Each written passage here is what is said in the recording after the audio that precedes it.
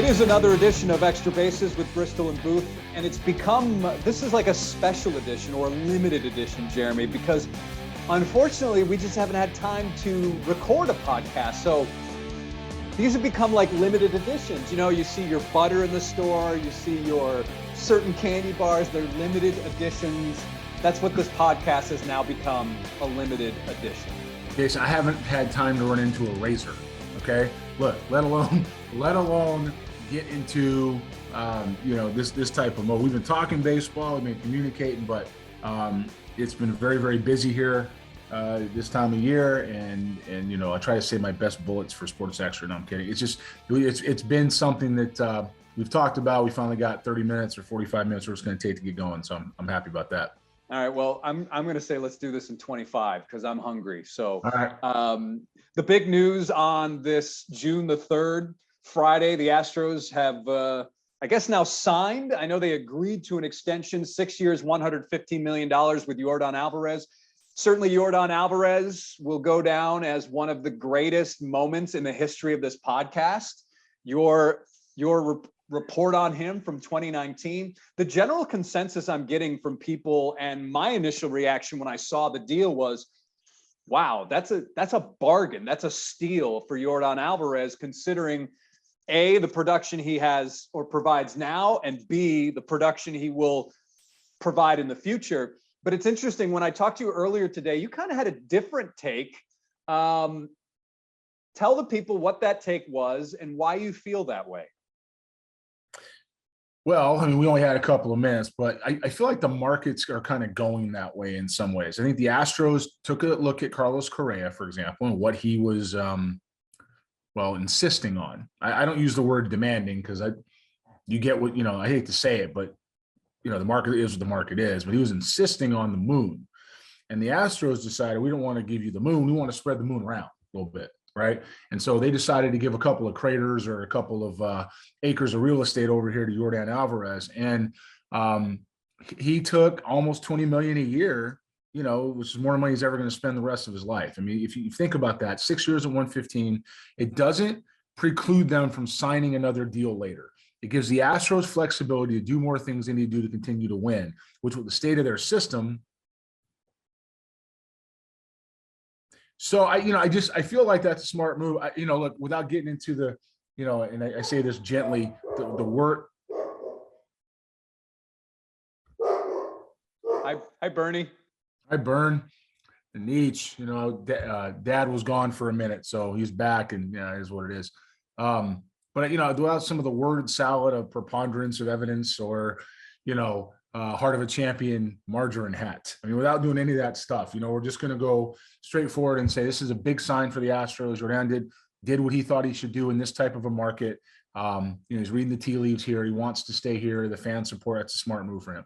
So what you're saying is with Yordan Alvarez reading the tea leaves, the fact that he is basically a DH, I mean, granted, arguably the best one in baseball, that maybe the mega deal that some people think might be out there, might not be out there because of the current economic climate. Is that what you're basically saying? I'm saying that in this market, he's a designated hitter. And in this climate of where the game is at and with the fans out there with what they're dealing with on a day-to-day basis right now, he's the epitome, quite literally, the player that if you don't hit, you don't get anything. He's a designated hitter, right? So in order to stay here and get almost $20 million a year to secure himself for life, being a city that he knows, being a city that he loves, that loves him back, those are the type of moves you make if you're a player that wants to be here. And he did that, and he's going to have the fan support and love. And although it's more money than any of us will ever see in our lifetime for playing baseball, and most people will ever see at the same time, it now entrenches him in Houston as kind of somebody in the Astros legend category, just by doing something like that. Now, the free agent years, basically the Astros buying out those free agent years, those seasons he'll be paid $26 million. So the contract, certainly the AAV is around $20 million, but when you look at the actual seasons later in the contract, he's getting paid $26 million, which is by no means anything to thumb your nose at. So even at $26 million, I think, given what he's capable of, I still think that it's look, when you look at the best young hitters in baseball, he's right up there with Juan Soto. I mean, granted, Juan Soto provides more in terms of defensive value, but Yordan Alvarez is becoming what you said he was, or what the people, your trusted scouts told you was that, you know, he might not be. Oh my God. I said he might. He's not. I'm not saying he's David Ortiz. I'm not saying he's Ryan Howard, but he might be. And that was something that came from a very a trusted evaluator who is skins on the wall, as we say, who has, you know, done a lot of damage in this game in a positive way. One of the best evaluators in baseball, and he nailed it, boy. He nailed it. You know, it's funny. Peter Gammons nailed it too, like 2 days later. Like it was amazing. You know, he came out the woodwork with similar thoughts, almost exact words, like he may have got that from somewhere. You know, it's funny. I forgot about that. I forgot about that. I did. You know, we should have asked him in Boston when I was talking to him, right? Yes. Hey, where did you get those comps from? Because, you know, it's funny. A couple of days earlier, I had said the exact same thing in a podcast. Might have heard it, might not have heard it. Either way, Yordan Alvarez, he heard it. Yordan Alvarez is well on his way to, you know, look, he's Carlos Delgado for me. I mean, you know, I hadn't seen him at the time, and I understand the production and the role. When you're talking about big bat first baseman, I mean, David Ortiz, a Hall of Famer, signed by our very own Gordon Blakely, right? But, you know, I think he's Carlos Delgado. I think it's a carbon copy of that, and any of those guys anchor your lineup for a long time. Of course, you've been busy with your events for New Balance Future Stars Series, Program 15. The draft is coming up in July. And when I look at this group of players available who are making a lot of noise right now, it's funny, Jeremy, I see your fingerprints on quite a few of them. From your perspective, how many first rounders could you or your organization have this July when the 2022 Major League Baseball draft wraps up its opening rounds? You know, the collective, because we talk about here the collective, the partner programs or players that have come through organizations that we work with. The collective could have as many as if you're doing just the first 30, I'd say 7 or 8. If you're doing, you know, I don't know how many comp picks there are, but let's say we went to 60 for 60 players, for 75 players, 20, 25, you know, and if you went to 100, maybe 40, you know, it just really depends how guys move stuff around, signability, you know, looking at the draft this year versus, you know, future years. This year's not, with all the injuries in college pitching, it's not lining up, I think, as people thought. But I think that's also a cautionary tale. Right? Is do we take these guys that are throwing 100 at 16 years old, or we take guys with upside and ceiling?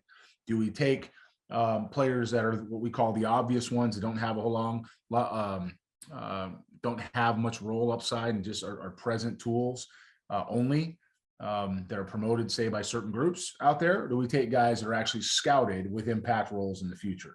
What I also have noticed when you look at some of these prospect lists, and I don't know if this means that we are starting to see, I don't want to call it a shift, but some positive news when when you're looking at the development of baseball, is the number of black players who could be selected this year in the first round. It could be a higher number than we've seen in years. Have you noticed that as well? You know, I've noticed that there is a push to get players back in the game. And reclaim some of the opportunities that have been taken away. And I say take away, not because, you know, there's some master plan up there. I just think that some of the economics, and I don't limit that to minorities. I think just as people in general, the economics of the game have become very difficult for people to participate in. You know, I mean, $400 for a bat. I had a conversation today with a very prominent group that's very active in let's call it player health and player longevity, right? And it really has a lot to do with some of the opportunities are limited if you don't have a certain amount of money, and you have other event providers out there who will kind of manipulate that system a little bit to make that work through travel organizations that participate with them because they don't want that rep. It's eyewash because, you know, Major League Baseball and the players around it and the clubs don't see right through that. But at the end of the day, to see players positioning themselves and get more back into more of a diverse game, I do think is a credit to some of the initiatives that Major League Baseball has run through with Tony Regans and Del Matthews, and primarily the Players Association and their goals of diversifying their membership. Now, that's not saying that anybody is trying to push one over the other. What we are saying is that if you have good athletes and good players who are traditionally part of this game, to see that area of your population or your representation dwindle is probably not healthy for baseball. And the fact that that's coming back the other way, that's a good thing. One article regarding the upcoming draft, which caught my eye, was the one from The Athletic where Jim Bowden, former general manager, Major League Baseball, MLB Draft standouts. Jim Bowden ranks the top 10 prospects in 2022. At number 1, he had Drew Jones, Andrew Jones's kid. Number 2, Jackson Holliday, Matt Holliday's kid. At number 3, Elijah Green, the son of former NFL tight end Eric Green. At number 4, Tamar Johnson. At number 5, Brooks Lee from Cal Poly. At 6, Jacob Berry from LSU. At number 7 is a guy that you know very well, Cam Collier. Do you want to know what he wrote about Cam Collier? I can't wait. Tamar Johnson, I know pretty well too. What did he write? Scouting grades, hitting. What do you think? 20 to 80. What do you think he put? I don't know if these are future or this guy might have put a 45 on him. So hitting, he put a 60 on Collier, 50 on power, 50 on fielding, running 55, arm 65. He writes, at 17, Collier might be the highest risk pick among my top 10, but he also has one of the highest ceilings in the draft. Now, for those of you listening and and not watching, Jeremy has pushed himself back to the farthest part of where he's sitting, away from the computer. Collier, 6'2", left-handed hitter with a lot of room to grow physically and mentally. Collier, the son of former major leaguer Lou Collier, gives you goosebumps with his bat speed and the looseness in his hands and wrists. His hit tool is exciting. But we have seen people in the past mention the risk factor when it comes to Cam Collier. I know for a fact, listen, there's risk in everybody, but I know for a fact Jeremy doesn't believe it's that risky. I'm going to say this. That is absolutely, without a shadow of a doubt, awful. And I do mean awful. But Jeremy, he has him ranked 7th, his 7th best prospect. That's fine. To say this guy's a risky kid at 17. He just went to junior college baseball, which is stronger than ever right now because of all the transfer portal stuff. And I don't know, let's just say he did pretty well, okay? He's 17 years old, and all the guys you're putting ahead of him were hitting, and this is nothing against the guys that are ahead of him because they're all good players, right? But you're putting a guy who doesn't have his defensive upside in Tamar Johnson ahead of him. You're putting a guy in Jackson Holliday who has improved dramatically, but let's face it, is facing Oklahoma high school pitching, which in any given day is good or not so good, right? You're putting a guy in Drew Jones up there who is a very polished player who, I'm not saying doesn't deserve his draft position, but doesn't have a whole lot of upside to grow into. That when you have these type of guys in that type of pedestal, it's usually because there's a whole lot of guesswork. Guesswork doesn't mean risk. Cam Collier's a year and a half younger than most of these guys and played 2 levels higher. If he was going into the draft as a senior next year and hadn't reclassified, we'd be falling over ourselves at 1-1 and thanking the good Lord that he was there at 1-1. Okay. And now all of a sudden he's risky. You've got to be kidding. You have got to be kidding me. That is some of the worst. Whoever told him that, because you know he didn't see the kid, right? Whoever told him that, man, you got to have your card revoked. It's not risky just because he's 17. Are you kidding me? And by the way, 50 defender, you're light. 55 runner, you're a little bit heavy there. He can move as he settles in. It's average, but he's a 60 defender with a 65 arm, 60 power, and a 60 bat. You know what you call that player? A 60. Okay. It's not somebody who is that's and the bat ceiling every day. That's a joke. How about that? That's a joke. It's a bad joke. It's not really a funny joke, but it's still a joke. That's awful. Risky. Get out of here. Cam Collier statistics at junior college in Florida: 333, 8 homers, 47 runs driven in, OPS of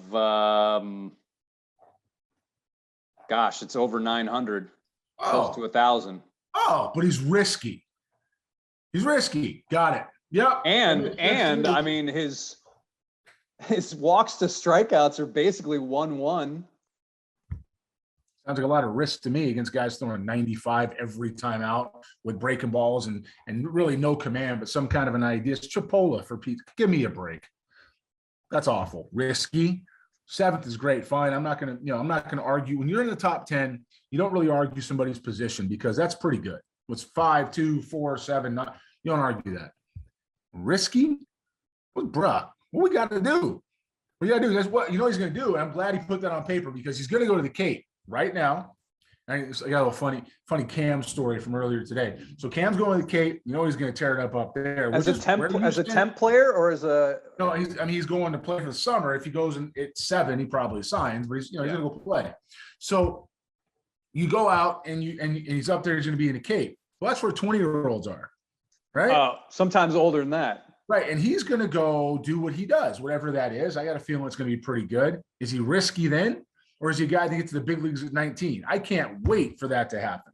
Now, Cam did something that, well, let's call it a Cam move, and it's what a lot of players should be doing. Cam is going to the MLB pre-draft combine.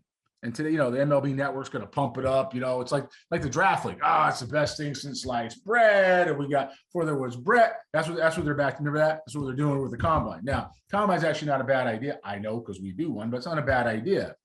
But the Cam's, they're like, hey, Cam, you going to the combine? Can't wait to see you. How's that going to go? What do you expect to get out of it? He's like, well, nothing, because I'm just taking my physical. I'm not playing. It was great. Cam's got this down. He's going to be just fine. And that risk might be in the big leagues at 19. Cannot wait to hear you say, well, I said he had ceiling. How about he's not risky in the first place? Big leagues at 19? Could be 17 now. There's only 4 levels now. We don't have 7 steps like we did before. He goes out and plays this summer in the complex. He's 18, goes to high A or low A ball, tears it up for half a year. By the second half of the year, he's 18 in high A, tears that up. Goes to double A at 19, tears that up. 19 or 20. If he hits every step of the way, absolutely 19 or 20. And if it's 7, is that see 9 is Kansas City, because I saw something with them with Henry Bolte on there today, which is actually not bad. 7 is Cubs. Is that the Cubs? I don't know. I haven't even looked. That's the Cubs. So if that's the Cubs, he could arrive. I mean, he really could. There's not there, and Cam's the type of guy that with all this awful 7 is the Cubs. Yeah, all this awful player development that's out there right now. And Joe Girardi should have taken me up on my offer before he, the axe fell. But with all this awful player development that's out there, I mean, Cam's a guy that doesn't need it.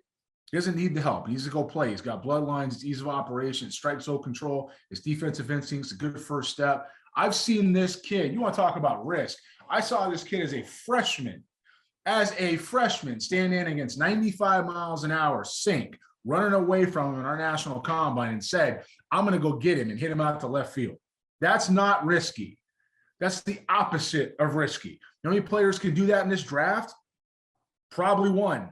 Okay. And I've seen him play. It's probably one guy. Tamar Johnson, I don't think can do that. I know Elijah Green can't do that. Call your shot the other way. Are you kidding me? Man, miss me with this risky stuff. What are we doing? All right. Another thing that caught my eye was I was scrolling through Facebook one day, and this article came up about a former Astros first-round pick. And what was really, it just caught my attention, Jeremy. And the title of the article was "Former Astros #1 Pick Shines in Phillies System." And listen, I'm not one to bash other people. Like, that's fine. People can have their opinions. But this one really, I just kind of sat there and stared at my screen and I was like, what? What do you got? What do you got? Let me just read something in bold that's listed here in boldface. One paragraph. However, in the 2022 season, at the age of 30, Mark Appel has thus far proved himself to no longer be a bust because he's 4-0 with a 1.80 ERA across 20 innings in AAA for the Phillies. He reminds me a little bit of Charlie Morton, who struggled mightily with injuries and poor performances early in his career to later become a star at the age of 33. If Appel keeps this up, there's no reason for the Phillies not to give him his first crack at the show later this year. Now that last part, there's probably some truth to that. But comparing Charlie Morton and Mark Appel, he's 30 years old. He's facing guys who are 25 and 26 and 20. He's 30 years old. Yes, it's a great story. I mean, it is. I'm all for the underdog. Like, I'm all for it, Jeremy. I'm here for that. Now, is Mark Appel an underdog? Probably not. Former first overall pick. First overall pick. He's 30 years old, and he's two-time drafted in the first round. I don't think I feel like piling on Mark Appel is like, like kicking a dead horse. I don't think it's necessary. You guys had a very interesting, but is it climbing Talus Hill? Is that who it was? Climbing Talus Hill? How those guys can sandwich him and Charlie Morton together in some kind of a word salad is beyond me. Like, I don't know how you could do that. You have to be able to separate the two guys. They're not the same player.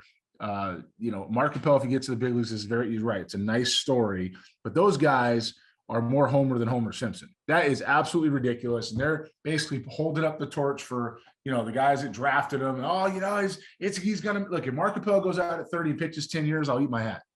Okay. I'll eat it right here on extra bases. I'll eat my hat with some kind of sauce and some slap your mama. But I hope he gets to the big leagues for being this resilient just for him. And that's something that we should we rejoice in. Not all picks work out. Not everybody's going to be a star because they have AA, AAA experience, and certainly not at 30 years old. Matter of fact, if he wasn't succeeding in AAA at 30 years old, we have an even bigger problem.